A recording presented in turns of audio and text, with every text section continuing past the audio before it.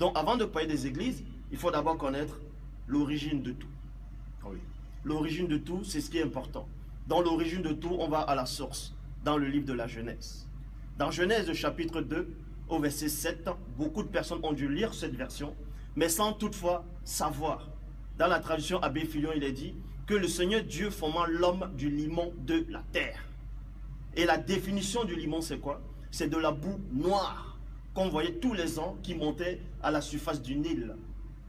Et dans l'Égypte ancestrale, la couleur du limon, c'est-à-dire noir, était ça représentait on va dire, la fertilité.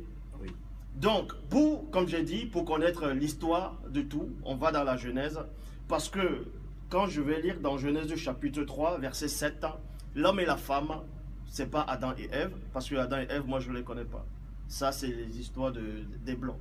Donc, c'est les histoires fabriquées. Voilà, c'est les histoires fabriquées. Ok. Voilà. Pourquoi? Il va nous expliquer. Je vais expliquer avec des preuves. Oui. Parce que moi, je dis ce que je sais et ce que j'ai vu. D'accord. Donc, dans Genèse chapitre 3, au verset 7, Bible, parole de vie, et même dans la Bible des témoins de Jéhovah, il est dit, quand l'homme et la femme ont péché, ils ont pris des feuilles pour fabriquer des pagnes. Et l'origine des pagnes vient d'où? L'origine des pagnes, c'est africain. Oui. Les pagnes ne viennent pas de l'Europe, ne viennent pas de l'Amérique, ne viennent pas de l'Asie, ne viennent pas de, on va dire, d'autres continents.